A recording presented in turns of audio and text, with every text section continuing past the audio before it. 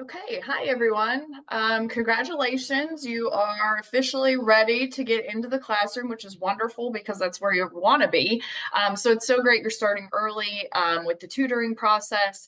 And my job today is just to kind of give you some practical strategies and tips and topics that you can bring to the classroom while you're tutoring that will help you out with EL students, multilingual students, because you're going to see it and it's great to be prepared. So our job in our class was to pick out a chapter from our textbook that we found the most profound to tell you about, and then kind of break it down and tell you some practical exercises. So that's the point of today. So I'm going to kind of talk about where I'm at in education, where I've been, what I'm involved in now, and then I kind of just broke down the concepts for you. I know I'll dive into these a little bit deeper in just a little bit.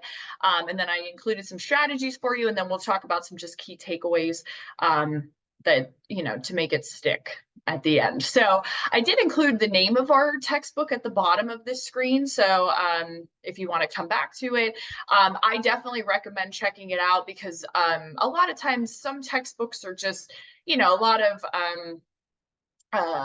just kind of not including a lot of strategies, but this one does. This one's just loaded with, they'll talk about a concept and then here's a strategy to talk about. So it's very practical, very useful. I wish I would have had this book years ago, but it's great I'm seeing it now. So my job is to bring it to you. So just a little bit about me.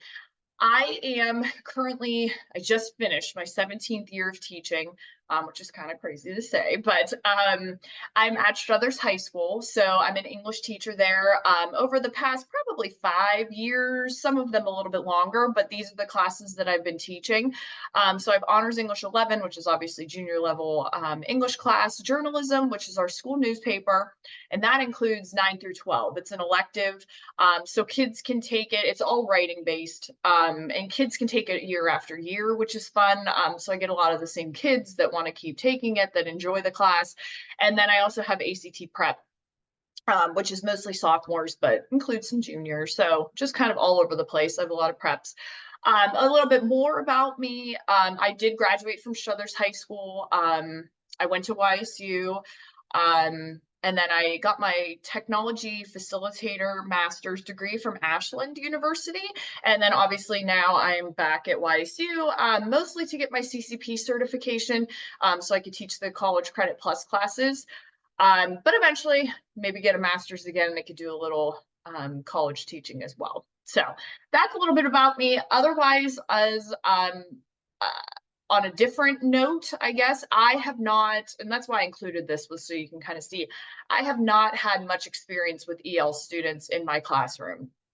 I wish that I would have had these classes earlier, then that way I would have been prepared and I can help out my colleagues because it's absolutely crazy, but there are multilingual students like just flocking into the school. So, and it's kind of sad to be honest, because a lot of teachers don't know what to do. The kids get frustrated because the teachers, aren't really prepared for it. They don't really know how to help them a lot of times. They're trying different programs and whatnot at school now, but I we haven't had much professional development on it. So that's why this is great. You're getting this now early, but you will see it. I will tell you that. So it's really important that I'm sure all of the presentations will cover different topics, and they're all really important, but they're all really useful. So you'll take something away, definitely. So that's a little bit about me. I put this quote in here because this kind of builds on what chapter I talked about. So, and it's kind of like at the focus of my teaching in general as well. But our culture, our traditions, our language are the foundations upon which we build our identity. So it's who we are. It's how we live our life. It's how we learn, just by our surroundings, our family, all of, and our language. All makes a very big impact of who we are as people, as learners, in general. So that gets me into, I know this doesn't mean anything to you because you're not looking at the book, but it's chapter 2, and it's all about making connections with students. How do they learn? What do they like? Building those relationships, knowing your students, because honestly, in my mind, that's the key to learning. If you can get those relationships and you can use their likes, dislikes, their culture, their interests, all of that in their lessons or their reading, they're much more engaged and they have much more respect. But especially for multilingual learners, because then, like I said, how kids are getting frustrated. I mean, they just, we're teaching the same literature year after year. We have to modernize it and bring it to our kids. So that gets me into, again, chapter 2, which is all about connections, and there's 4 dimensions to this. So this in the book, it does a great job. This is called the prism model. So there's essentially 4 dimensions of this. At the heart, and I love how they put a heart with it, but at the heart of it is that social cultural connection. So that dimension, so the love, like what do they like? What makes them laugh? What's their life like? So just like easy get to know you kind of things that, again, it's not all on day one.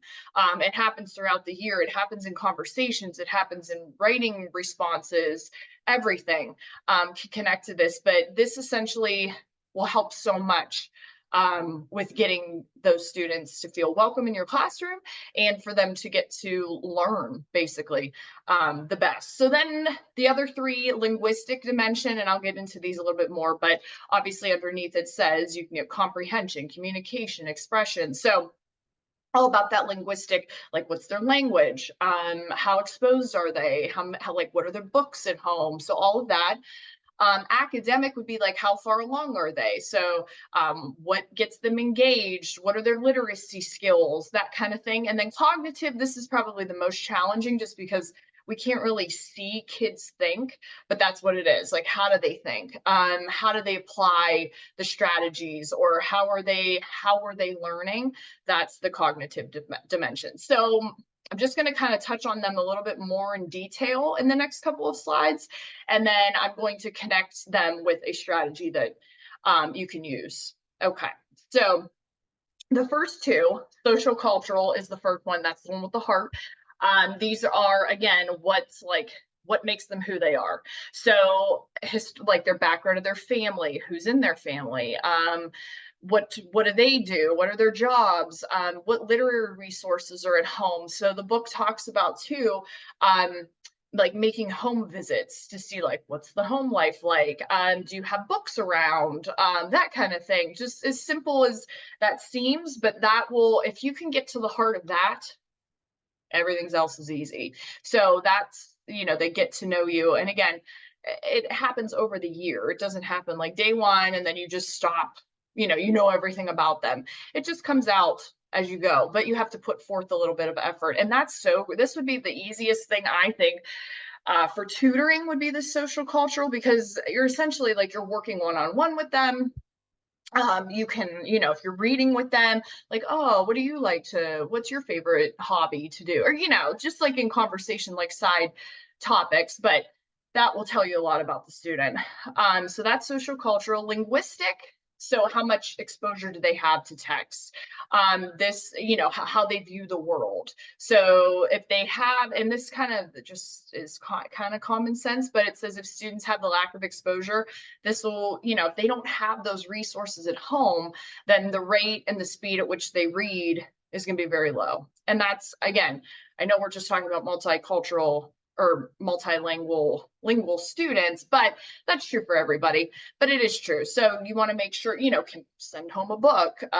You get one from the library. Hey, I found this book for you, let's read it today, or read it, bring it back. We could talk about it the next time I'm at my tutoring session. So just if there isn't a whole lot of exposure, that's a good way to kind of integrate that easily.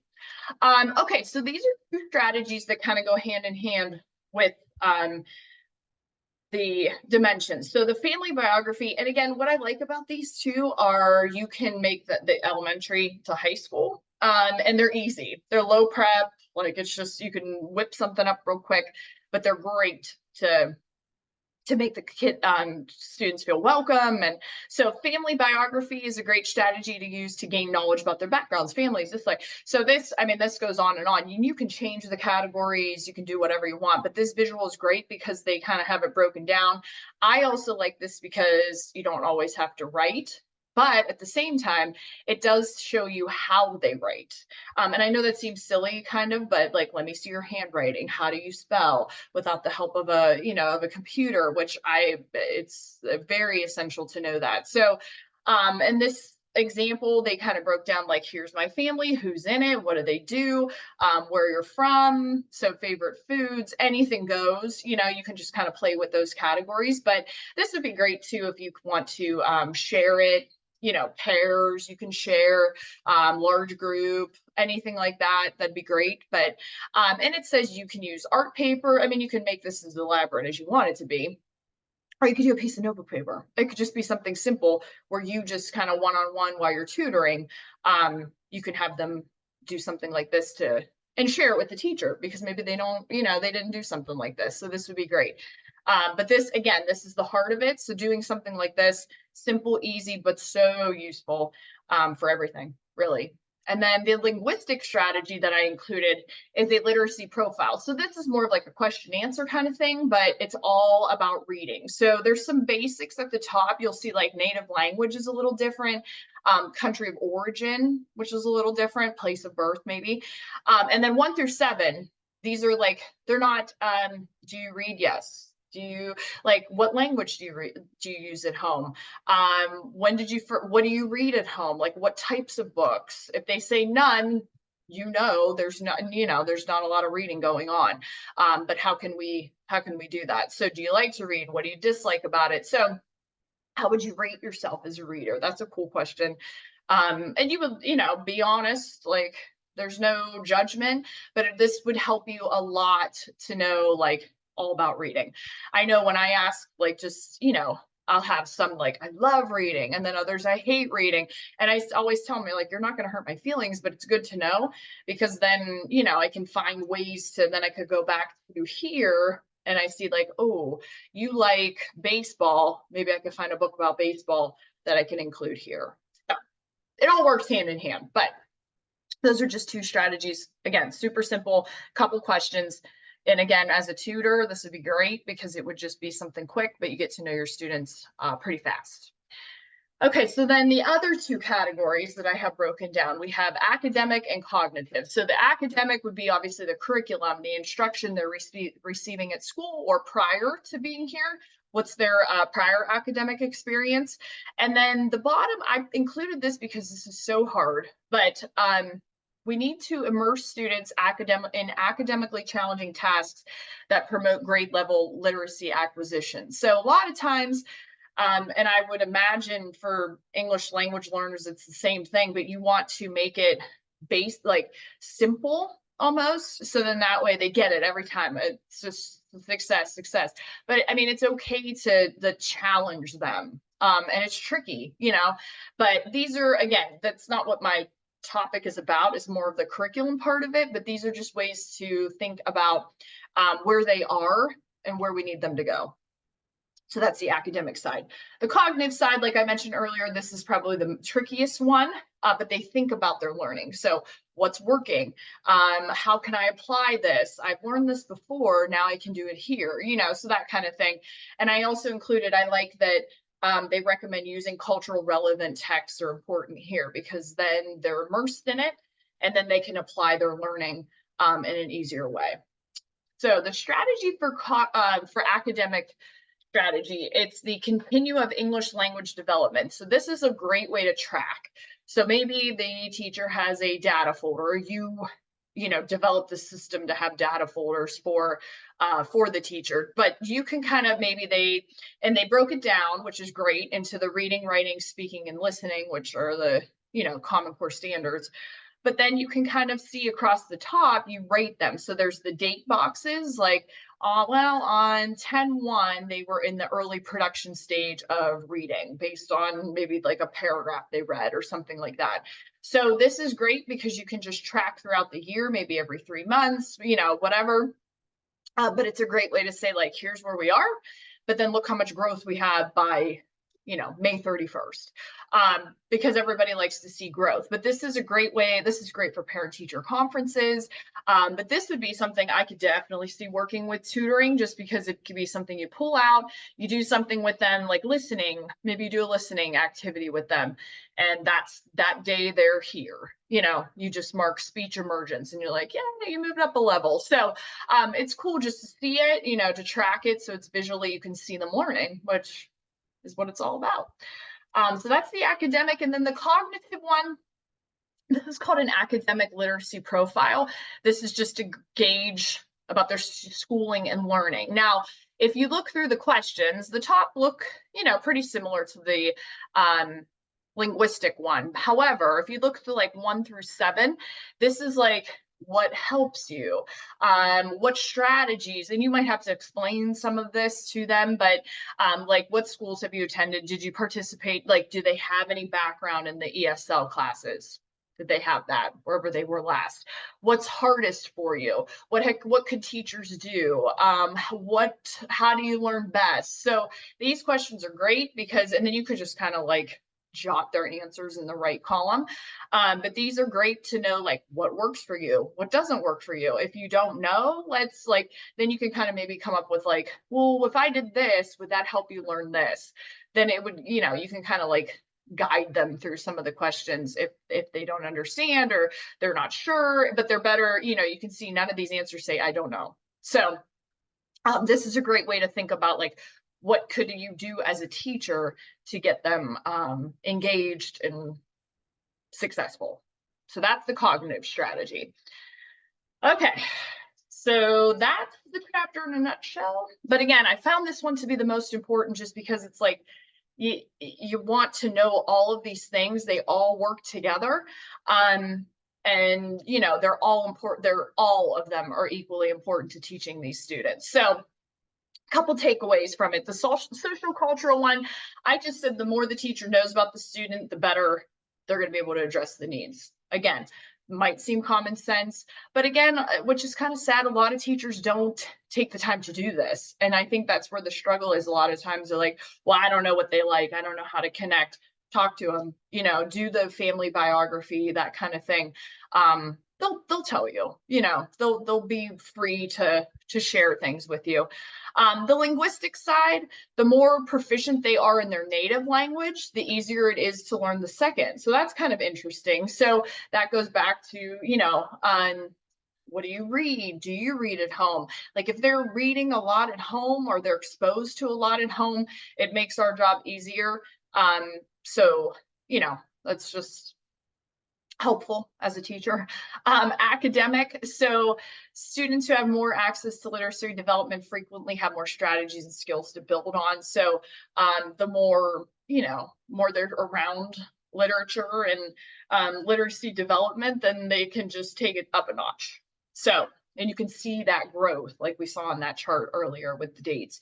And finally, the cognitive explicit instruction it's really important. You want to show them the skills and then apply them, like this is where you can apply this, or they can like bring it back to, oh yeah, I've done that before, I'll try it here. So this really helps.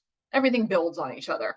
And again, all of these dimensions kind of work together in a way to bring success. So I wish you nothing but luck. And again, I'm so jealous that you get to do that. You have this training, you're in this professional development to tackle it, but you're in a great spot. Teaching is wonderful. But just use these strategies, get to know your students, and you're going to do great. Thank you very much. Good luck.